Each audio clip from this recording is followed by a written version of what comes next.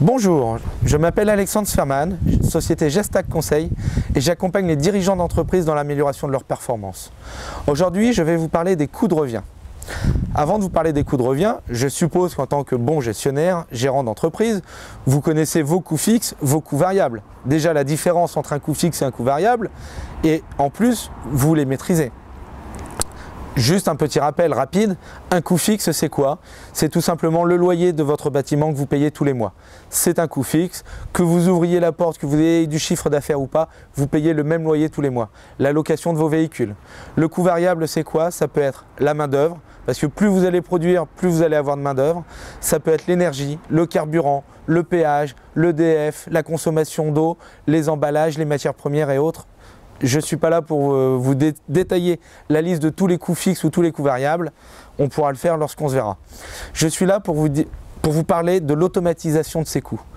C'est bien de savoir que vous avez des coûts fixes et des coûts variables. C'est super. Par contre, comment ça se traduit lorsque vous faites un devis au quotidien? Comment vous allez répartir vos coûts fixes? Vous allez me dire, c'est facile, mes coûts fixes, j'ai 1000 € de loyer par mois. Facile, je prends 1000 €. Mais si vous avez un chantier, 3 chantiers ou 10 chantiers, vous allez me dire, je divise, sauf que d'un mois sur l'autre, vous aurez peut-être 5 chantiers un mois et puis 10 chantiers le mois d'après, puis vous allez revenir à 3 chantiers après. Du coup, vos coûts fixes sont plus si fixes que ça, parce que moi, j'ai intérêt à vous demander de travailler pour moi quand vous avez 10 chantiers, parce que vos coûts fixes, ils sont que de 100 € au lieu d'être à 300 €. Donc, le coût fixe devient un coût variable. Non, c'est pas vrai. C'est dans la répartition globale du coût fixe qu'il faut le regarder. Le coût variable, c'est pareil.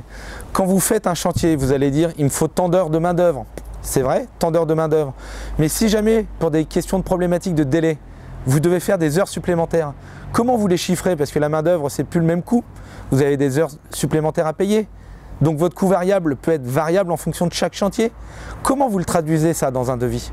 C'est pas évident.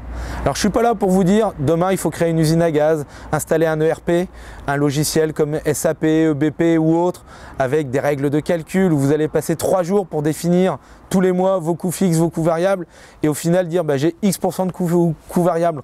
C'est pas le but, c'est pas là. Le but il est de créer un outil adapté à votre société qui vous permette de gagner du temps quand vous faites un devis, de maîtriser vos coûts fixes, vos coûts variables, de maîtriser la marge que vous allez dégager et au final de gagner de l'argent et d'en être sûr. Demain, les usines à gaz, on va les oublier, on va faire quelque chose de simple. Je suis là pour vous accompagner. N'hésitez pas à faire appel à moi.